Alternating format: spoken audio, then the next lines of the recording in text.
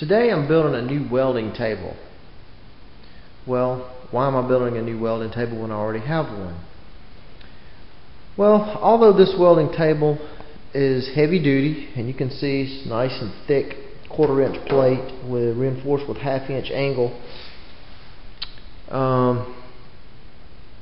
It's a very nice table, but it has a fundamental flaw, and that is I found that when laying things up in preparation for welding, that table is not perfectly flat. It has a slight twist to it, or a slight warp in the top. That makes everything else wrong whenever you go to lay up your welding project. And so that just simply will not do for me when it comes to laying out my projects. You've got to have a flat surface. Now, that table is great for hammering on. You can see I have my anvil on there. I have my vise on there. And it's great for that, but it just doesn't work for laying out. So what I'm going to do is make a different table using some stainless steel. This is 1/8 inch stainless steel, and it's about 5 feet by 4 feet. Now, what I'm going to do is build a frame that's perfectly flat, and then simply connect the stainless steel top to it utilizing some screws. I'm not going to weld them down, and this should make a very flat surface. It all depends on how you weld up your frame, so you got to watch out for warpage as you're welding. So, although there's a lot of different welding table projects that you can build, be sure whatever you do that you make the top of it flat. That was an error that I made in building this table. Okay, I want to talk a little bit about table height when it comes to these welding tables. I'm making mine 36 inches high. Why? Well, number one, my older welding table is 36 inches high. Also, my table saw is 36 inches high. And I want to be able to use this table for multiple uses, not just for laying out for welding. So if I need an outfeed table and I'm cutting wood with my table saw, that'll also work great. Now, as far as the size of the table, what I'm going to do is measure the top that I have, and I'm going to subtract 3 inches from that. That'll leave you 1.5 inch overlap for the frame. So that's the first agenda, is to cut your frame. Okay, I've now cut out the frame to the appropriate dimensions and laid this out on the floor. I have some 90-degree angle magnets that I use just to temporarily hold it together. And then what I'm going to do is I'm going to shim this to where all of these are perfectly flat. Alright. Now, how I cut this metal is I cut it on 45s. I hope you're able to see that, but I mitered them 45 degrees, and I cut them using my metal cutting miter saw. Just turn my little fence to 45 degrees and cut them out. Okay, I've now leveled the frame, and what I did was just use washers. I have a container of washers here, different thicknesses, and I just simply start out using my 4-foot level, putting it on there, and then shim as needed. Picked up your high end first, and then shim to level to that. That way I know there will be no twist, no warp in the frame, in which will actually hold the tabletop. So this is a critical part of making a flat welding table. So don't just assume that your floors are perfectly level, because they're not. There's going to be one area that's higher than the other. I don't care how good of a concrete you think it is. You need to level them using some washers. You can also use shims. I just didn't have any. But there's actually quite a bit of difference from the high end over here to this end over here. I had to use 2 of these washers, so that's a little over 1/4 of an inch difference. So, so make double sure you have a perfectly level frame in all areas. Now I'm going to put 3 supports in the middle of the frame. There'll be one here, and one here. I'll cut those. Those are, in this case, 43 inches. When marking your stock, I think it's essential to make very accurate marks. What I use, what I've found works pretty good, is this is an old file, spark plug file, and basically I measure my stock, make a little mark here with a spark plug file, and then take the square, place on there,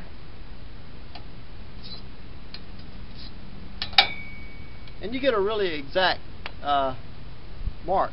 It's a very thin mark. That way you can know whether to place your blade to make an accurate cut.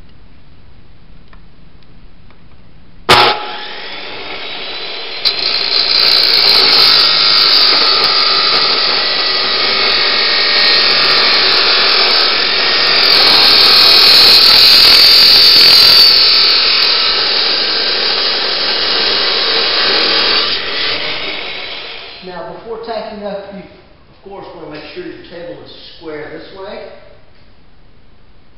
which is 64 5/8, as well as this way, 64 5/8. I know this table is perfectly square and perfectly level. Before you tack, be sure you set your welder to the appropriate settings. I know this is 14 gauge. And how do I know that? Well, with my welder came this little gauge here, and you just simply put the slot on the metal, and 14 gauge is certainly not 1/8 inch. So 14 gauge is where we're at, and that's what I'll use on my settings.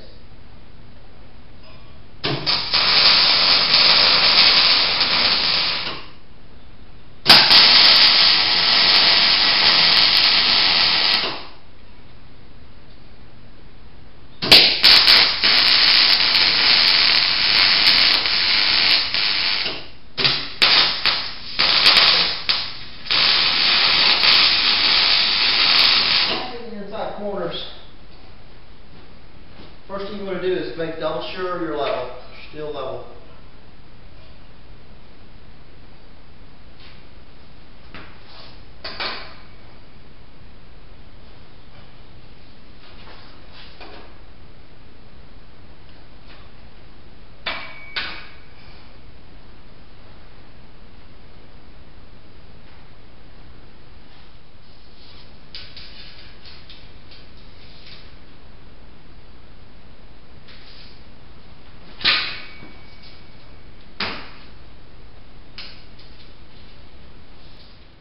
Okay, I'm done tacking and welding the tabletop support, and what you hope for is everything's level and the bubble centered.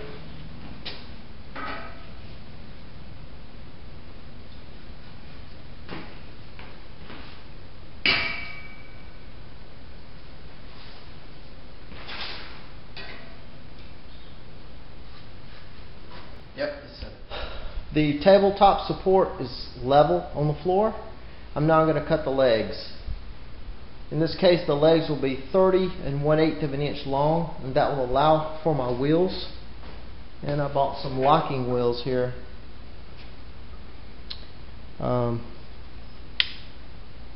height from this distance to the bottom is 4 3/8, so I'm allowing for that to make my 36 inches total distance. I've just finished welding the legs on, and basically the process: make sure your table top is flat and square, as we've talked about many times before, and then you sit your legs on here, and again you check for square. Check the bubble. Tack it. Then tack it a little more. Check for square. Once you're confident you have everything nice, square, then you can go ahead and weld it. I would still check it though after you made your first pass of welding to make sure everything is stable and not warpy. It's a lot of back and forth checking. You square with this, but eventually you will finish and it'll turn out nice. So that's the way we welded on the legs here. I'm thinking about adding a little 90-degree support right here. I don't know, we'll see. Okay, I've just tacked on some little feet. And these are just some little 2.5 rectangle coupons that I've cut out. And I will attach my wheels to those.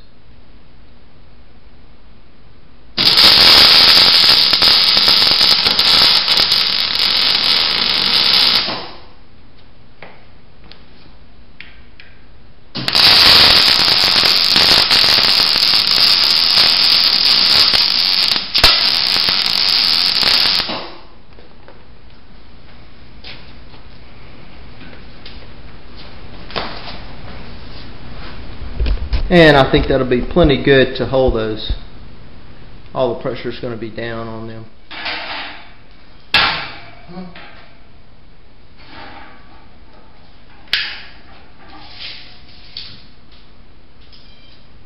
Ha ha ha. 36 on the money.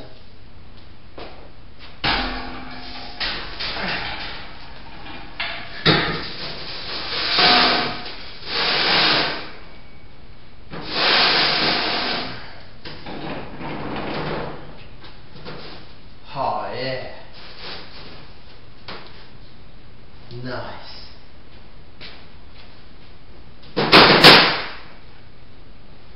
I'm going to center this up and fasten it down with some stainless screws. I'll countersink this. Just put a few screws in there, and that's going to be one heck of a table. That's perfect for laying out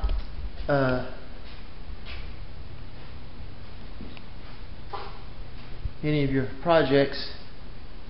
It's a nice size table, good height, easy to roll around.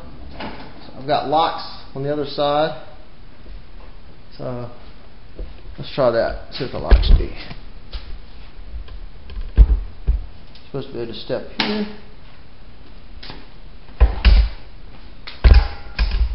step there. Oh yeah, that works.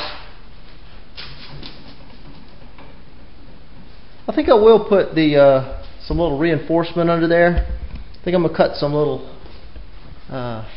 angle. Use some more tubing. Cut on angle and run a little piece from here to here, here to there. Do that on all 4 legs. There's a little bit of wobble, or it just needs to be just a little bit stiffer, which I anticipated that with this thin wall tubing. But with a little bit of reinforcement on there, it'll be rock solid. Okay, this is the second day of working on this table, and what I'm going to do is add some braces to the legs. I'm going to take some scrap pieces left over and cut some 45s and add some bracing all 4, so I'll cut 8 of those.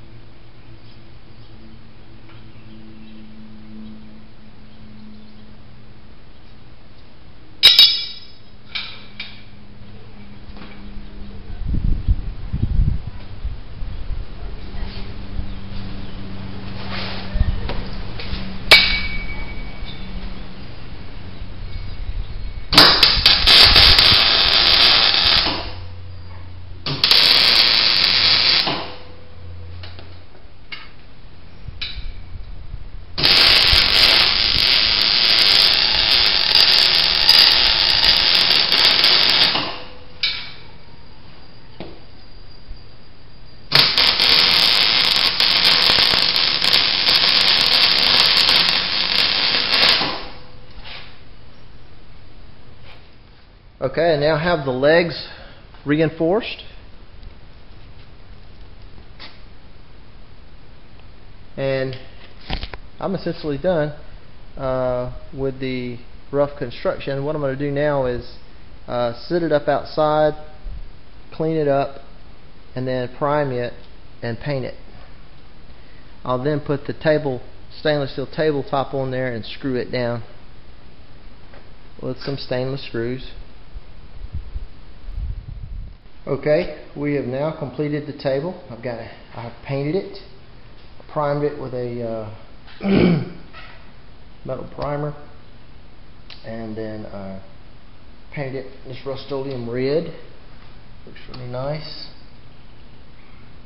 There's the front casters, up the leg to the bracing,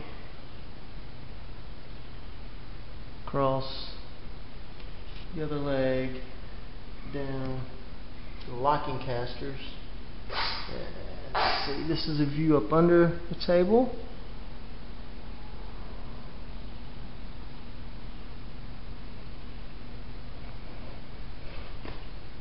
View from the side. And a view at top. Just to kind of give you some perspective, this is a 4-foot level placed on top there. It's going to be a nice work table. And I have no worries about this thing not being flat. So when I go to lay out my welding projects, you can see it's going to be nice. It lays nice and flat across there.